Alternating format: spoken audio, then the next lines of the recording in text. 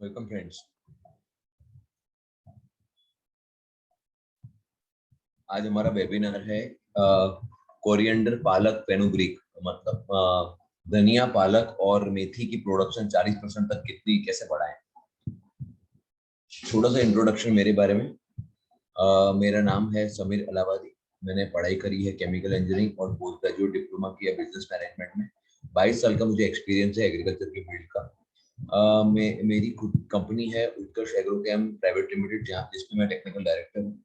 उस कंपनी के अंदर मैंने एज ए कंसल्टेंट काम किया है, कर रहा हूँ। खास क्रॉप्स हैं केला, पपीता, आम, पोमोग्रेनेट, गन्ना, चीकू, अमरूद, सब्जियां और ऑर्गेनिक फार्मिंग। उत्कर्ष एग्रोकेम में हम लोग 130 से भी ज्यादा नॉन पॉइजनस एग्रीकल्चर प्रोडक्ट का मैन्युफैक्चरिंग करते हैं।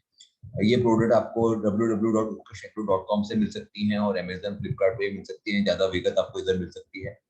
हमारी दूसरी कंपनी है ट्रीज वाले टेक्नोलॉजीज एलएलपी, जिसमें मैं पार्टनर हूँ। और उसके अंदर हम लोग पेड़ बनाते हैं, पेड़ बेचते हैं, पेड़ लगा के देते हैं, पेड़ ट्रांसप्लांट करके देते हैं, लैंडस्केपिंग करके देते हैं।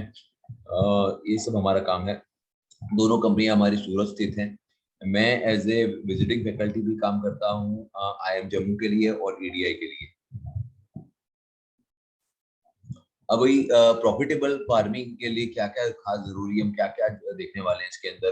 पालक, धनिया और मेथी के अंदर एक कैसा वातावरण होना चाहिए, कैसी जमीन होनी चाहिए, सोइंग कैसे की जाती है, कैसे उसकी बुआई करेंगे, किस फर्टिलाइजर की रिक्वायरमेंट रहेगी, आंतर खेड़ किस तरह से करेंगे, पानी की जरूरत कैसे रहेगी, कीड़े और रोग का मैनेजमेंट कैसे करेंगे और उसका कैसे हार्वेस्टिंग होना चाहिए और कितने ईल्ड आएगी और किस किस तरह की डेफिशिएंसीज होंगी, हम उसको भी देखेंगे और कैसे दूर करेंगे वो भी हम देखेंगे। क्लाइमेट, वातावरण, ये जो पत्ते वाले जो सब्जियां होती हैं वो नॉर्मली रबी सीजन में या विंटर के ठंड के सीजन में उगाई जाती हैं, लेकिन उन्हें पूरे साल भी उगाया जा सकता है पत्ते लेने के लिए। इन इन पौधों को थोड़ा सा ठंडा तरह का वातावरण चाहिए रहता है, खास करके शुरुआत के स्टेज में, जब उनकी ग्रोथ का स्टेज होता है। जब उनका हार्वेस्ट सीड प्रोडक्शन के लिए होता है तो उस समय क्लाइमेट ड्राई हो जाना चाहिए, सूखा होना चाहिए और हाई टेम्परेचर होना चाहिए, तो ज्यादा अच्छा प्रोडक्शन आता है। अगर आपका टेम्परेचर 30 डिग्री से भी ज्यादा है या 10 डिग्री से कम है तो उगा उगावा बहुत कम रहेगा, उगावा अच्छा नहीं होगा।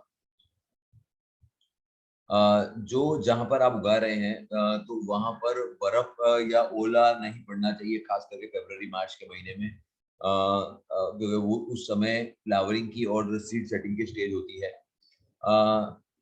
बादलों वाला वातावरण, जिसमें बादल आ जाते हैं मानसून के टाइम पे, या बहुत ज्यादा नमी होती है खास करके फ्लावरिंग और फ्रूटिंग स्टेज में, तो उसमें एफिड जो सकिंग पेस्ट है और दूसरे डिजीज का प्रमाण बढ़ जाता है। बहुत ज्यादा हैवी रेन हो या बहुत गर्म सिचुएशन हो, बहुत ज्यादा हवा चल रही हो, तो सीड सेटिंग में की प्रक्रिया में वो नुकसानकारक रहती है और जो सीड डेवलप होना चाहिए, जो हमें क्रॉप चाहिए, वो क्रॉप का प्रोडक्शन नहीं आ पाता है। जमीन की व्यवस्था, सॉइल कंडीशन, किस तरह की जमीन होनी चाहिए। इसको एक क्रॉप को किसी भी तरह की जमीन पर उगाया जा सकता है। इसे पानी वाली जमीन में या बिना पानी की जमीन में भी उगाया जा सकता है। जब उसे पानी वाली जमीन में उगाया जाता है तब अ, कोई भी तरह की जमीन चलती है उसके लिए, जिसके अंदर सेंद्रीय पदार्थ, ऑर्गेनिक मैटर अच्छा खासा होना चाहिए। लेकिन जमीन सूखी टाइप की होनी चाहिए। ऐसी जमीन होनी चाहिए, काली जमीन, हैवी काली जमीन होनी चाहिए, जो जिसकी पानी पकड़ रखने की क्षमता काफी अच्छी हो। ब्लैक कॉटन सॉइल इन सब खेती के लिए बहुत ज्यादा अच्छी मानी जाती है, ड्राई ड्राई लैंड कल्टीवेशन के लिए, खास करके धनिया के लिए। और उसका पीएच 7 के अगर आसपास रहता है तो बहुत अच्छा ग्रोथ होता है और क्वालिटी बहुत अच्छी आती है धनिया की। सलाइन मतलब नमकीन जमीन या जिसका पीएच 8-9 है, या बहुत रेती वाली जमीन ज्यादा सूटेबल नहीं रहती है, खास करके धनिया की खेती के लिए। ये तीनों धनिया, पालक और मेथी तीनों बीज से उगाई जाती हैं। सीधा डायरेक्ट लगाया जाता है और अराउंड जो बीज की जो रिक्वायरमेंट रहती है धनिया के लिए 4 से 6 किलो प्रति एकड़ रहती है, पालक के लिए 10 से 12 किलो प्रति एकड़ और मेथी के लिए 8 से 10 किलो प्रति एकड़। सीड ट्रीटमेंट करना कंपलसरी है। अगर आपको बहुत अच्छी क्वालिटी और क्रॉप चाहिए हो तो आप शुरुआत में ट्रीटमेंट कर सकते हैं उत्कर्ष ट्राइकोस से या उत्कर्ष माइक्रोब से 3 ग्राम प्रति किलो सीड के हिसाब से। फिर उसे सूखे में 4 से 5 दिन में रखना है और अगर बाद में जरूरत लगती है तो केमिकल फंगिसाइड लगाना है। केमिकल लगाते हैं तो ट्राइकोस मर जाता है। या इसको अगर बायो फर्टिलाइजर का ट्रीटमेंट करना है तो अराउंड एजोस्पिरिलोज है 50 मिलीग्राम प्रति किलो सीधा डायरेक्ट यूज कर सकते हैं। या ट्राइकोडर्मा विरिडी जैसे आगे बताया 50 किलोग्राम प्रति किलो मतलब प्रति हेक्टर के लिए 12 किलो सीड के लिए बहुत हो जाता है। और माइक्रोब्स जिसके अंदर दोनों आ जाते हैं, एजोस्पिरिलोज भी आ जाता है, ट्राइकोस भी आ जाता है, आप उसका भी इस्तेमाल कर सकते हैं। अलग अलग भारत में अलग अलग स्टेट्स में इनका बुआई होती है। तो राजस्थान में नॉर्मली अभी इस समय जब अक्टूबर से लेकर नवंबर के बीच में होती है, मिड नवंबर। गुजरात में अक्टूबर के लास्ट में या नवंबर की शुरुआत में होती है। तमिलनाडु के अंदर खरीफ में होती है जून जुलाई में और सितंबर अक्टूबर में होती है रबी क्रॉप की तरह से। आंध्रा में होती है पहले 15 दिन में होती है नवंबर के। बिहार में ऑलरेडी मतलब ये जो महीने में अपने वेबिनार किया फर्स्ट वीक ऑफ अक्टूबर इसमें हो चुकी है, होने की तैयारी में है। उत्तर प्रदेश में अक्टूबर के बीच में होती है या से लेकर पहले वीक ऑफ नवंबर तक होती है। तो इस तरह से अलग अलग स्टेट्स में अलग अलग लगाने का तरीका है, पीरियड है। जमीन की तैयारी, लैंड प्रिपरेशन। पालक का जो है वो बहुत अच्छी फलद्रुप जमीन और जिसकी ड्रेनेज कैपेसिटी मतलब पानी छोड़ने की क्षमता अच्छी हो उसमें होता है। इसके लिए 15 से 20 दिन बुआई से पहले गोबर खाद या कंपोस्ट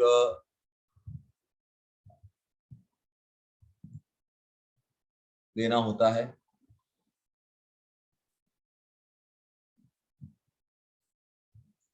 और उसको अच्छी तरह से मिक्स करना होता है 2 से 3 प्लाउइंग करके, देसी प्लाउ से या फिर कल्टीवेटर से या पावर टिलर से उसको अच्छी तरह प्लाउ किया जाता है। वर्मी कंपोस्ट भी दे सकते हैं 5 टन प्रति हेक्टर अगर आप ऑर्गेनिक प्रोडक्शन कर रहे हैं, क्योंकि इनऑर्गेनिक सोर्स एनपीके की जो जरूरत रहती है वो आप नहीं दे सकते हैं और इनऑर्गेनिक स्वरूप में, इसलिए आपको अच्छी क्वांटिटी में वर्मी कंपोस्ट देना होता है। अच्छी क्वांटिटी में देते हैं तो जर्मिनेशन अच्छा होता है और क्वालिटी भी बहुत अच्छी बनती है।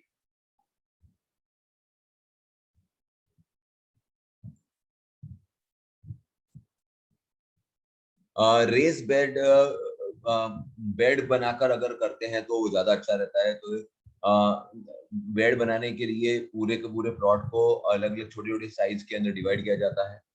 तो वो रेस बेड जो होता है उसकी हाइट होती है 15 से 20 सेंटीमीटर और उसकी जो पौड़ाई होती है वो 30 सेंटीमीटर होती है जमीन के स्तर से। जो बेड की जो लंबाई रहती है वो स्ट्रोक के हिसाब से रखनी चाहिए ताकि ढंग से पानी दे सके और पानी रुक भी सके और पानी पूरा पूरा चला ना जाए। जो दो बेड के बीच का जो अंतर रहता है वो 20 से 30 सेंटीमीटर का रहता है और ताकि उसमें आराम से पानी दिया जा सके।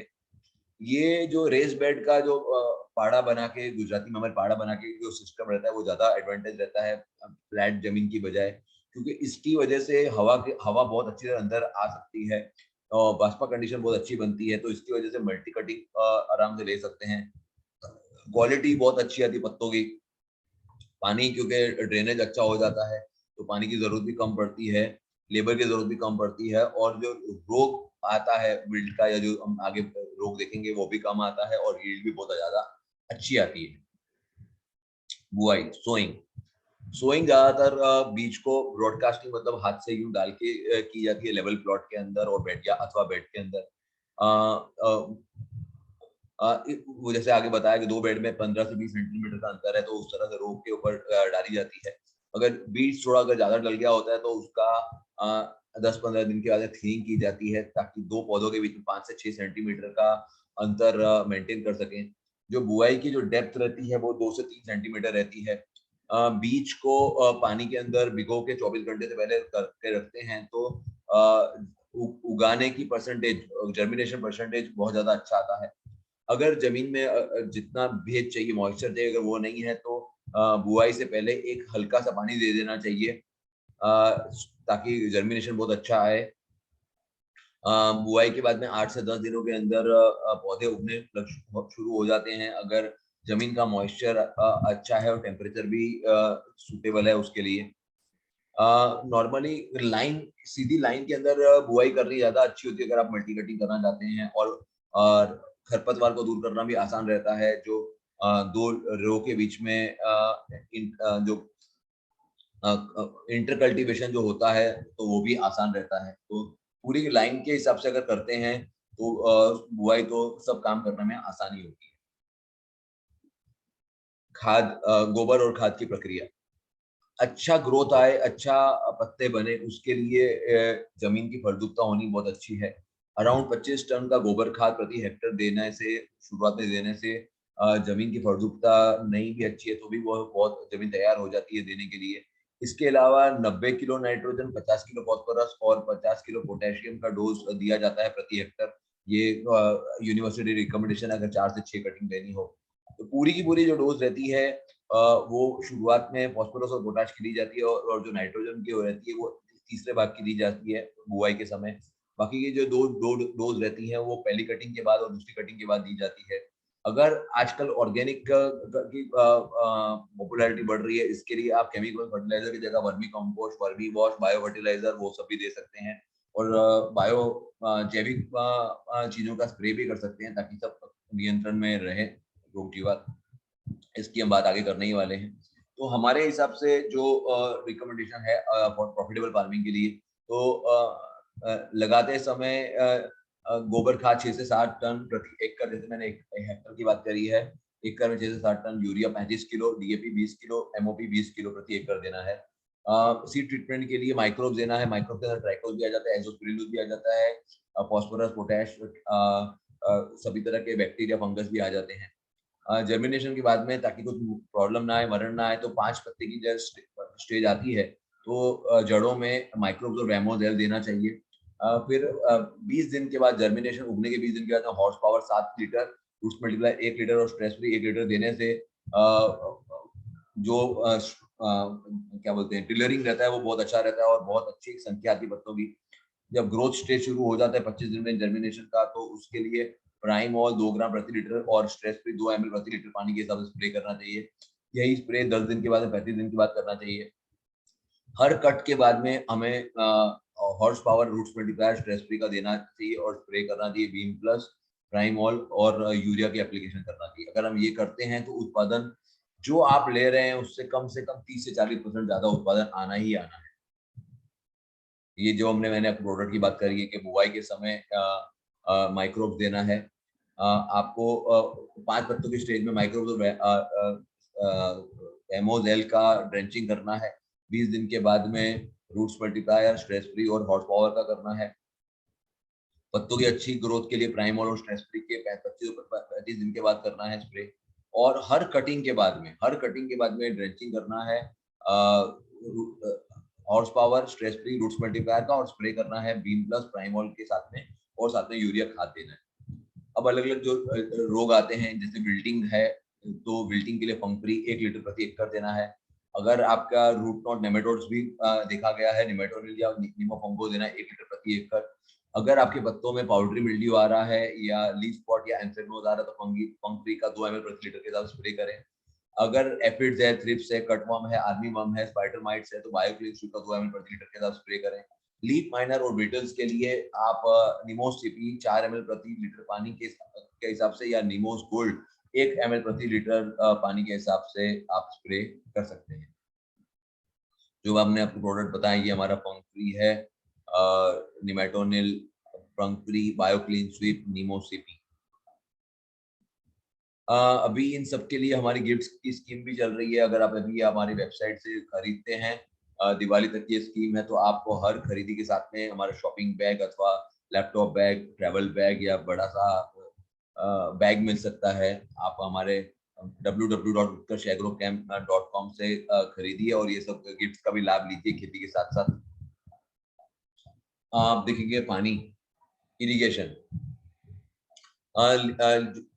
पत्ते वाली खेती के अंदर भेज का मेंटेन होना जमीन के अंदर खूब ज्यादा जरूरी है, उससे ही अच्छा उत्पादन और क्वालिटी आती है।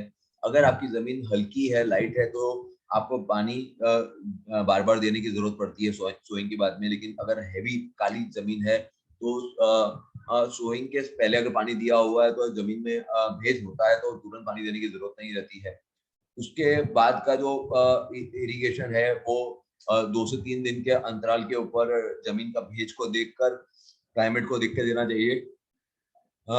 ये चीज का ध्यान रखना है कि जमीन कभी भी सूखी नहीं जाए। 50% जितना पानी हमेशा जमीन में अवेलेबल रहना चाहिए। अगर बरसाती वातावरण में आप खेती कर रहे हैं तो आपको बार बार पानी देने की जरूरत नहीं है, खास करके शेड नेट के अंदर कर रहे हैं। और हर दूसरे तीसरे दिन में पॉली हाउस के अंदर कर रहे हैं तो हर दूसरे तीसरे दिन पानी देते हैं, तो क्वांटिटी और क्वालिटी दोनों बहुत ज्यादा अच्छी आती है।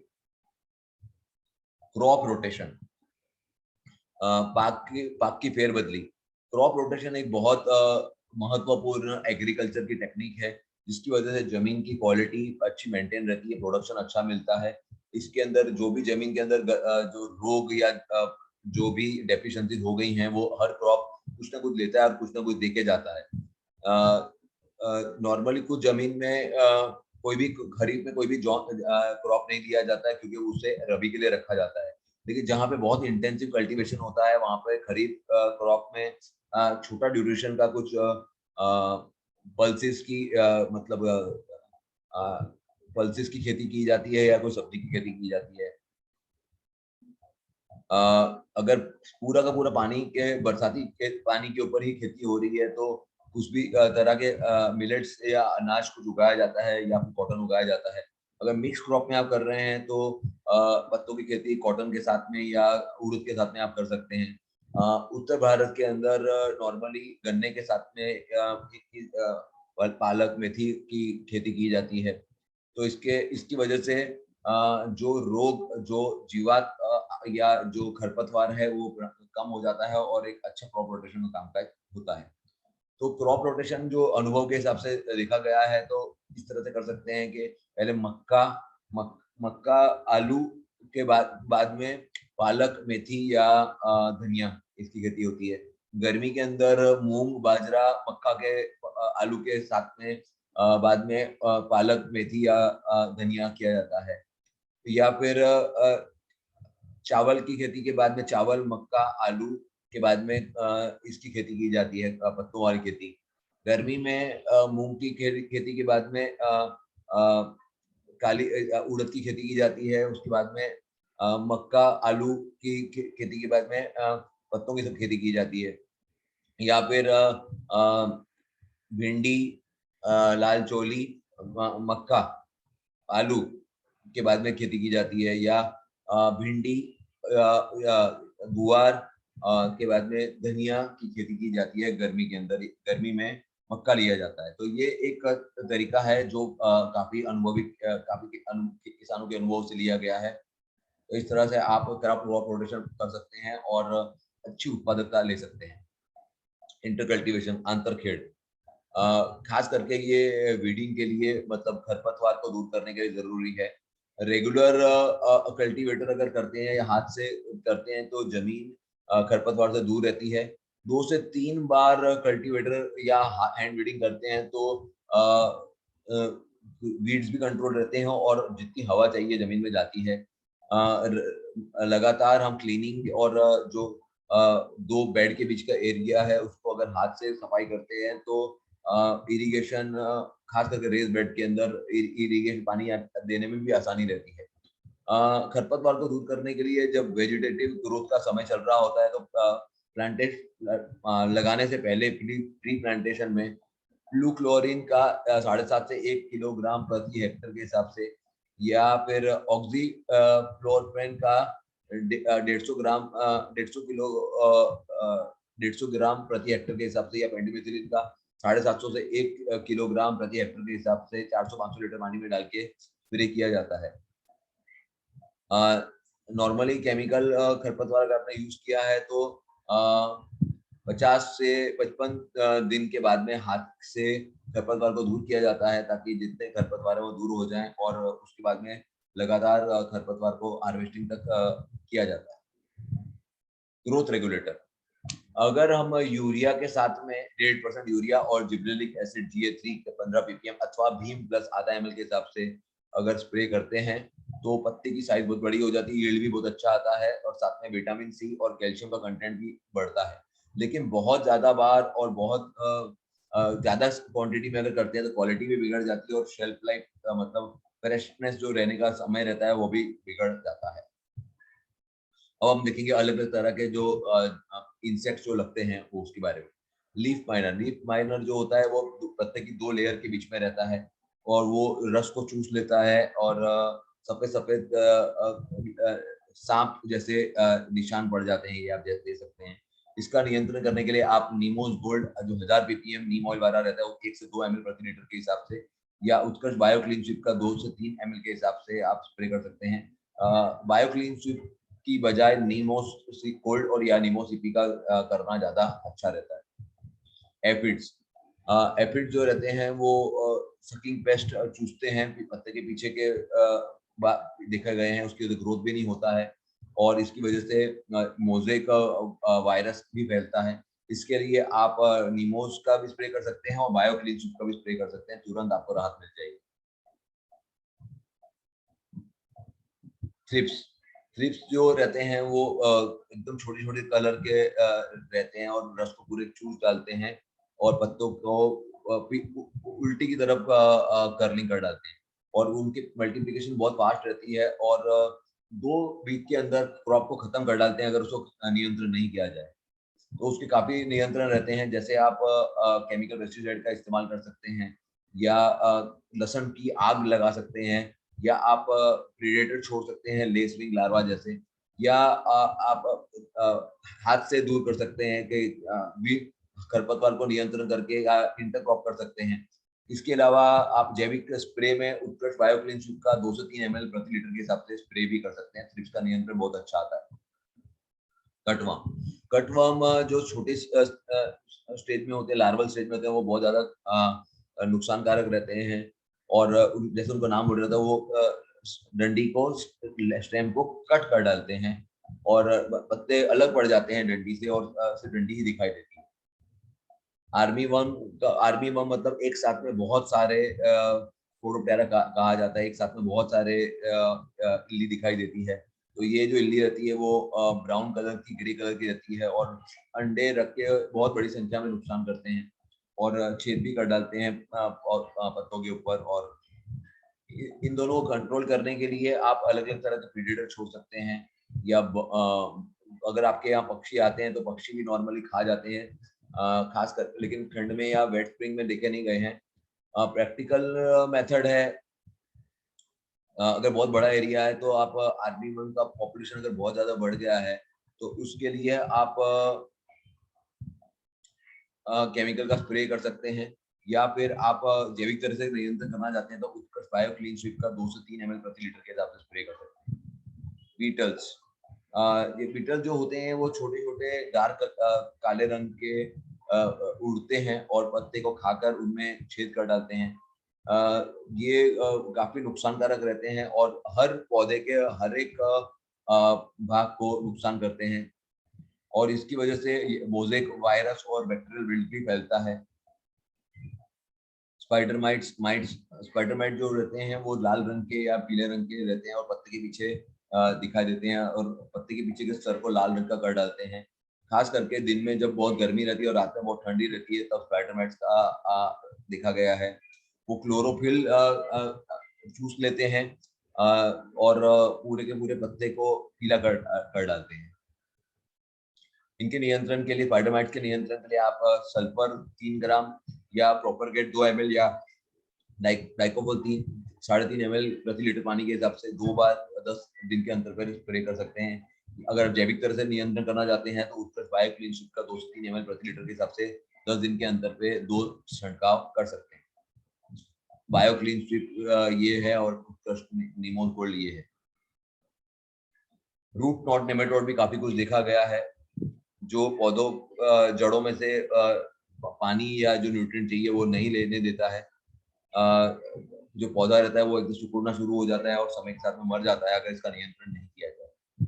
इसके नियंत्रण के लिए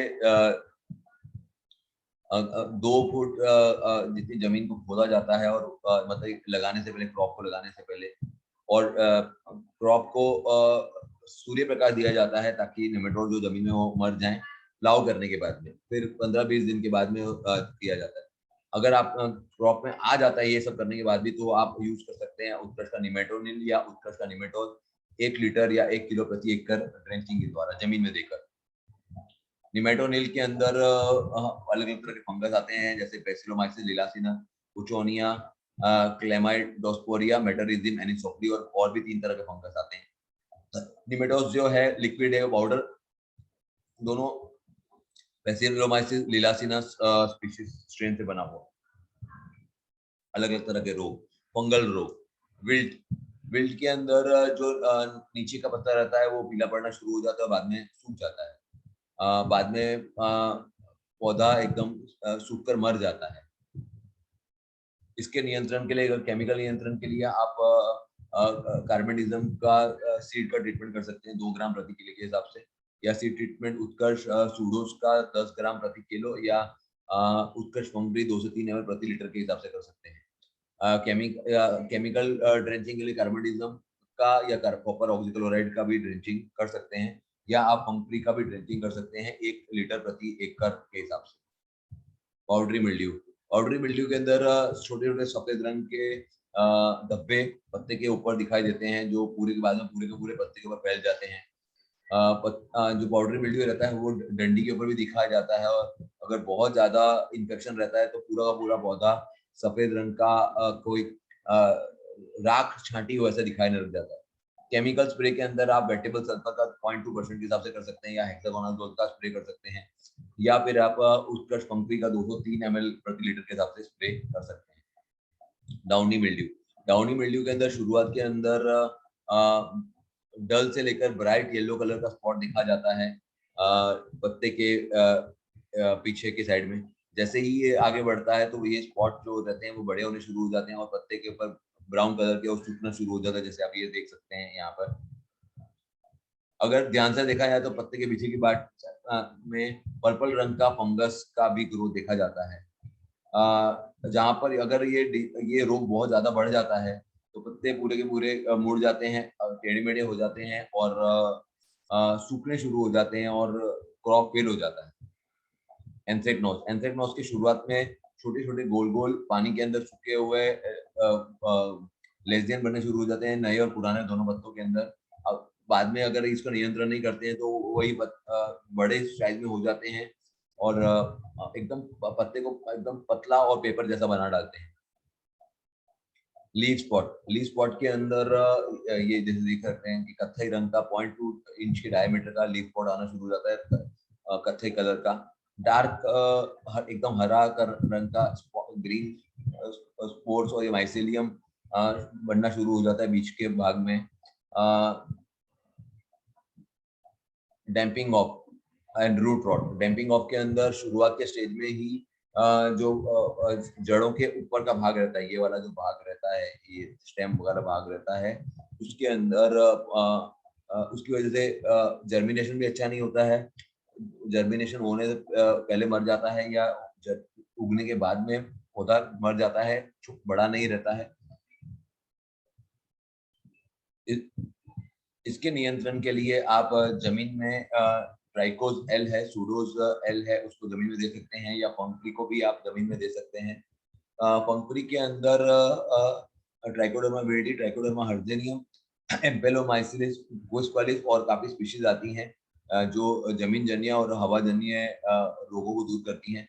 बायोस्प्लिनशिप जो है, जो काफी सारी तरह के इंसेक्ट को दूर करता है, तो वो बना है मेटारिजियम, एनिसोप्ली, बिवेरिया बैसियाना, वर्टिसियम लिकेनी और भी 3 तरह के फंगस इसके अंदर हमने उपयोग किए हैं। अलग अलग तरह के न्यूट्रिएंट्स क्या क्या जरूरत है और उनकी डेफिशिएंसी में क्या होता है वो हम देखेंगे। नाइट्रोजन की अगर डेफिशिएंसी बहुत ज्यादा होती है तो पुराने पत्ते जो होते हैं वो पीले पड़ने शुरू हो जाते हैं और एकदम ढीले पड़ जाते हैं।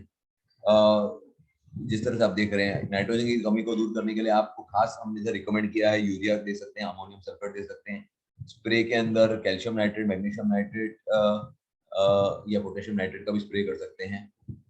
फॉस्फोरस की अगर डेफिशिएंसी रहती है तो खास कॉमन नहीं रहती, अगर आप शुरू में ही आपने डीएपी अगर दे दिया है, अगर आप ऑर्गेनिक कर रहे हैं और आपने अच्छा खासा वर्मी कंपोस्ट दे दिया है तो ये कमी नॉर्मल देखने को नहीं मिलती है। तो पत्ते अगर फॉस्फोरस के अंदर पत्ते अगर पर्पल रंग के हो रहे हैं, बादली कलर के हो रहे हैं, तो खास करके ये फॉस्फोरस की कमी है। इसकी कमी को दूर करने के लिए जैसे हमने बोला शुरू में, आप डीएपी या एसएसपी दे सकते हैं। अगर बीच में कमी दिखती है तो आप हॉर्स पावर का स्प्रे कर सकते हैं, या जमीन में दे सकते हैं, बारीक सट का स्प्रे कर सकते हैं, 052 का स्प्रे कर सकते हैं। ये सब हमारी कंपनी बनाती है। पोटेशियम की कमी के अंदर जो पत्ते होते हैं, नीचे के पत्ते, उनकी धार सूखनी शुरू हो जाती है। ज्यादा डेफिशिएंसी होती है तो क्या बोलते हैं, पूरा का पूरा पत्ता सूखना शुरू हो जाता है, बाहर की धार से अंदर की तरफ आना शुरू हो जाता है। इसकी कमी को दूर करने के लिए जैसे हमने बोला शुरू में ही एमओपी देना है, या फिर भी कमी दिखाई दे रही है तो आप पोटेशियम नाइट्रेट 13-045 या 0050 का स्प्रे कर सकते हैं। मैग्नीशियम की कमी के अंदर ब्राइट एकदम पैच, हरे रंग के सफेद पीले रंग के पैच पड़ने शुरू हो जाते हैं नसों के बीच में से। इसकी कमी को दूर करने के लिए आप मैग्नीशियम सल्फेट का स्प्रे कर सकते हैं, जमीन में दे सकते हैं, मैग्नीशियम नाइट्रेट का स्प्रे कर सकते हैं, या मैग्नीशियम ईडीटी का स्प्रे कर सकते हैं। जिंक की कमी के अंदर जो नए पत्ते होते हैं वो पीले पड़ने शुरू हो जाते हैं, छोटे हो जाते हैं और टेढ़े मेढ़े होने शुरू हो जाते हैं। एकदम रोसेट की तरह उसका दिखना शुरू हो जाता है। नॉर्मली ये थोड़ी गर्मी होती है तभी दिखाई देता है, तो उसकी कमी को दूर करने के लिए आप जिंक ईडीटी, जिंक गैप का 1 से 2 ग्राम प्रति लीटर के हिसाब से आप स्प्रे कर सकते हैं। आयरन की कमी के अंदर जो नया पत्ता होता है वो पूरा का पूरा पीला होना शुरू हो जाता है। सिर का जो बीच का मिड ड्रिप का भाग रहता है वो पीला, वो हरा रहता है, और बाकी पूरा का पूरा पत्ता पीला हो जाता है। पत्ते की जो साइज रहती है वो छोटी हो जाती है, पत्ता कड़क होना शुरू हो जाता है कि पतला हो जाता है, और वो पत्ता गिर जाता है। इसकी कमी को दूर करने के लिए आप जमीन में फेरस सल्फेट दे सकते हैं, या स्प्रे कर रहे हैं तो एफईडीटी, अगर आपका पीएच 7.5 से ज्यादा है, 6.5 से कम है तो आप डीडीपीए को इस्तेमाल कर सकते हैं। या अगर जमीन में आप दे रहे हैं पाउडर सॉल्युबल या ड्रिप से दे रहे हैं, स्प्रिंकलर से दे रहे हैं, तो आप एफीएडा जो हमारा फीड ड्रिप के नाम से आता है वो आप अराउंड 500 ग्राम प्रति एकड़ के हिसाब से दे सकते हैं। बोरोन की कमी के अंदर पत्ते जो होते हैं वो टेढ़े मेढ़े होने शुरू हो जाते हैं, कड़क हो जाते हैं और पीले होने शुरू हो जाते हैं। बोरोन की ज्यादा कमी होती है तो जो धार होती है वो जल जाती है, और जो जड़ें होती है वो भी क्रैक हो जाती है और पीली होनी शुरू हो जाती है। बोरोन की कमी के अंदर आप डाइसोडियम ऑक्टाबोरेट, मतलब जो हमारा बी शेप है, वो आप जब स्प्रे कर सकते हैं जमीन में दे सकते हैं, या कैल्सी बोरोन का स्प्रे कर सकते हैं, उसके अंदर 5.5% बोरोन आता है, या एफ एनहांसर का स्प्रे कर सकते हैं जिसके अंदर बोरोन के अलावा मैग्नीशियम और कैल्शियम भी आता है। कैल्शियम की कमी के अंदर जो नए पत्ते हैं वो पीले पड़कर रोल होने शुरू हो जाते हैं, तो ग्रोथ नहीं आती है और धीरे धीरे मरने शुरू हो जाते हैं जब ज्यादा प्रॉब्लम आती है। उसकी कमी के लिए आप कैल्शियम नाइट्रेट का स्प्रे कर सकते हैं, कैल्शियम ईडीटी का स्प्रे कर सकते हैं, कैल्शियम बोरॉन का स्प्रे कर सकते हैं, एफ एनहांसर का स्प्रे कर सकते हैं। हार्वेस्टिंग, कटाई, कितना उत्पादन है धनिया के अंदर। धनिया के अंदर अगर आप धनिया का बीज ले रहे हैं तो 100 से 150 दिन के बुआई के बाद में, और वैरायटी के ऊपर डिपेंड करता है कि, और क्लाइमेट के ऊपर कि उसका हार्वेस्टिंग आता है। खरीफ सीजन के अंदर मैच्योरिटी जल्दी आती है रबी की बजाय। नॉर्मली उसकी तोड़ाई तब की जाती है जब उसका जो कलर होता है, रंग जो होता है जो सीड का, वो लाइट ब्राउन जैसा, सूखा होने जैसा दिखाई देना शुरू हो जाता है। तो उसमें पौधे को कट किया जाता है या खींच लिया जाता है जड़ों में से, और उसे एक 2 3 से 4 दिन के लिए सुखाने के लिए रख दिया जाता है, या उसके बाद में उसका थ्रेशर से दूर किया जाता है। थ्रेशर अगर हम यूज करते हैं तो वो समय बचाता है, लेबर बचाता है और अच्छी क्वालिटी मिलती है। अगर आप धनिया की खेती आप फ्रेश पत्तों के लिए, हरे पत्तों के लिए की है, तो 1 से 2 कटिंग ले सकते हैं आप, अपने कौन सी वैरायटी ले उसके ऊपर 45 और 60 दिन के अंतर पे सोइंग के, और बाद में आप उसको छोड़ सकते हैं और बाद में बीज बनने दे सकते हैं। जब क्रॉप का हार्वेस्टिंग हो रहा होता है तो जो बीज होते हैं वो हरे होते हैं, और मतलब अगर आपको बीज लेने हैं तो वो बीज एकदम हरे रंग का और फुल साइज का हो जाए, उसके बाद में उसकी हार्वेस्टिंग करनी होती है। जो हरे रंग का जो सीड होता है उसको शेड के अंदर सुखाया जाता है और ग्रीन कलर उसका मेंटेन हो वो ध्यान में रखा जाता है। अगर हार्वेस्टिंग को लेट किया जाता है और समय पर नहीं किया जाता है तो जो सीड होते हैं वो फटने शुरू हो जाते हैं और गिर अपने आप नीचे गिरने शुरू हो जाते हैं। हार्वेस्टिंग जब किया जाता है तो पूरे के पूरे पौधे को जब 60% सीड का जो कलर या साइज है वो आ गया हो तब किया जाता है और उसको छोटे छोटे थप्पी में बना के रखा जाता है और सुखाने के लिए 2 से 3 दिन के लिए। यील्ड जो रहता है धनिये के अंदर वो नॉर्मली डिपेंड करता है कि आप पानी के में कर रहे हैं तो 10 से 15 क्विंटल प्रति हेक्टेयर के हिसाब से रहता है। पानी अगर नहीं है, नहीं अवेलेबल है और एक या 2 क्वालिटी वाला ही है तो 4 से 5 क्विंटल प्रति हेक्टेयर का उत्पादन देखा गया है। अगर मिक्स क्रॉप में कर रहे हैं तो 1.5 से 3 क्विंटल प्रति हेक्टेयर आता है। अगर आपने बहुत अच्छे से मैनेज कंडीशन के अंदर किया, ड्रिप इरिगेशन दिया, वाटर सॉल्युबल किया तो 20 क्विंटल प्रति हेक्टेयर अनइरिगेटेड में और 25 क्विंटल प्रति हेक्टेयर इरिगेटेड में देखा गया है। पत्तों की ही सिर्फ खेती कर रहे हैं तो 50 से 80 क्विंटल प्रति हेक्टेयर 3 से 4 कटिंग के अंदर आराम से आपको मिल जाते हैं। आपकी क्या वैरायटी है, क्या क्लाइमेट रहता है और आपकी मैनेजमेंट प्रैक्टिसेस कैसी आप रखते हैं। पालक पालक की हार्वेस्टिंग नॉर्मली 6 से 8 वीक प्लांटिंग के बाद शुरू हो जाती है। बाहर के पत्ते नॉर्मली काटे जाते हैं जो 3 से 4 इंच के लंबे हो जाते हैं उसके बाद में इसकी वजह से बाहर के पत्ते काटने हैं तो और ग्रोथ उसकी अच्छी खासी बढ़ती है और ज्यादा नए पत्ते आते हैं। फुल्ली पूरे तरह से उगे हुए नरम जो नरम पत्ते होते हैं उनको ट्रिम किया जाता है। ठंड में जो कटिंग होती है वो ज्यादा अच्छा उसका प्रोडक्शन आता है। ऑन एन एवरेज 4 से 6 कटिंग आती है। जो टोटल फील्ड रहती है वो 80 से 100 क्विंटल प्रति हेक्टेयर रहती है। हार्वेस्टिंग करने के बाद में जो पत्ते होते हैं उनको बंडल बनाया जाता है और मार्केट में भेजा जाता है। आपको इस बात का ध्यान रखना चाहिए कि प्लांट पौधे में वो बीज बार आए या उनका सीड बनना शुरू हो उससे पहले उनकी कटाई हो जानी चाहिए। अपने मेथी के अंदर 20 से 25 दिन के अंदर हार्वेस्टिंग की जाती है। ग्रीन के अंदर हरे अगर आपको पत्ते की खेती करनी है बुआई के बाद में। अगर आप दाने की सीड की अगर हार्वेस्टिंग कर रहे हैं तो 90 से 100 दिन में की जाती है। नॉर्मली जो हरा पत्ता रहता है उसका उत्पादन अराउंड 4 से 5 टन प्रति हेक्टेयर आता है। अगर आप दाने का कर रहे हैं तो 500 से 700 किलोग्राम प्रति हेक्टेयर उसका उत्पादन आता है। हमने बहुत सारे अपनी प्रोडक्ट की बात बताई। तो हमारे सारे के सारे प्रोडक्ट जो हैं वो अलग अलग प्लेटफॉर्म में मिलते हैं जो है www.utkarshagro.com पे मिलते हैं। अमेजन, फ्लिपकार्ट, फिर मोगलिक्स, एग्रोशिया, एग्रीबेगरी, बिग हार्ट, इन सभी प्रोडक्ट हमारे प्रोडक्ट अवेलेबल हैं। हम सीआई के मेंबर हैं। हमारी कंपनी इंडिया मार्ट पे, Just Trade India, Just Dial, इन सभी लिस्टेड हैं। चैम्बर ऑफ कॉमर्स के भी हम लोग मेंबर हैं। जो प्रोडक्ट दिखाए हैं उसके अलावा भी हमारी कंपनी काफी सारे प्रोडक्ट बनाती है। जैसे एक पूरी रेंज बनाती है बायो फर्टिलाइजर की। Azotobacter, rhizobium, acetobacter, phosphorus solubilising bacteria, potash solubilising bacteria, zinc solubilising, sulphur solubilising, azospirillum, paddy microbes. Bio pesticide की बहुत बड़ी रेंज है हमारे पास में। ईडीडीए चिलेटेड फर्टिलाइजर भी सब सारे हैं। Calcium EDDA, magnesium EDDA, iron EDDA, zinc EDDA, copper EDDA, manganese EDDA, combi 2 जो सब कॉम्बिनेशन है सभी 6 के 6 माइक्रोन्यूट्रिएंट का डबल कॉम्बी जो कॉम्बिनेशन है 6 के 6 माइक्रोन्यूट्रिएंट का, साथ में कैल्शियम, मैग्नीशियम और कोबाल्ट भी है। इसके अलावा बोरॉन 20% वाला, एफी एडा, सिलिका सिल्फर जो है एसआईओटी से 22% आता है। कॉम्बी स्प्रे, कॉम्बी सॉइल, एफी ग्लूकोनेट 22% आता है। बायो पेस्टिसाइड के अंदर हमारे पास bacillus subtilis, metarhizium, trichoderma harzianum, BT, paecilomyces, lilacinus, trichoderma viride, pseudomonas fluorescens, beauveria bassiana, verticillium lecanii, metarhizium anisopliae, microbe जो इन सब का काफी सारे बायो फर्टिलाइजर्स और ट्राइकोडर्मा सुडोमोनास कॉम्बिनेशन है। बायो क्लिनसिव और निमेटोनिल इन सब के बारे में आपको बता चुका हूँ। इसके अलावा ग्रबनिल, टर्मिनिल, नीमोपंगो भी है। फिर एक्वेरियम के फर्टिलाइजर की रेंज है, अमीनो एसिड फर्टिलाइजर की रेंज है, स्प्रेडर्स की कंप्लीट रेंज है हमारे पास, वाटर सॉल्युबल की कंप्लीट रेंज है। हाइड्रोपोनिक्स के लिए हमारी कंपनी फर्टिलाइजर बनाती है और मीडिया है जैसे कोकोपीट है, बफर कोकोपीट है, vermiculite, perlite, clay ball, peat moss, ये सब भी है। ऑर्गेनिक फर्टिलाइजर की भी कंप्लीट रेंज हमारे पास मिल जाती है छोटे पैकिंग के अंदर।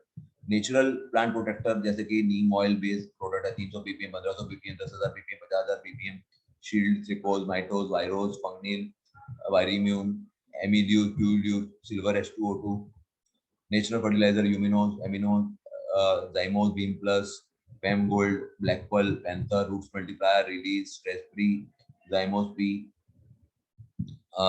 Routing compound, marble, F plus, rooting compound, spring, ये सब भी हमारे पास मिल जाता है। शुक्रिया, आपने अंत तक हमारा वेबिनार देखा और उसके बारे में जानकारी ली। ये वेबिनार और इसके अलावा बहुत सारे वेबिनार हमारे यूट्यूब पर मिलते हैं। इन सब के लिंक हम लोग फेसबुक पे, इंस्टाग्राम पे भी डालते हैं। आपको कोई भी क्वेरी हो तो यहाँ मेरा मोबाइल नंबर है, आप मुझे फोटोग्राफ भेज सकते हैं। और आपको कोई भी प्रोडक्ट चाहिए तो आप अमेजन से, हमारी वेबसाइट से आराम से खरीद सकते हैं। Thank you.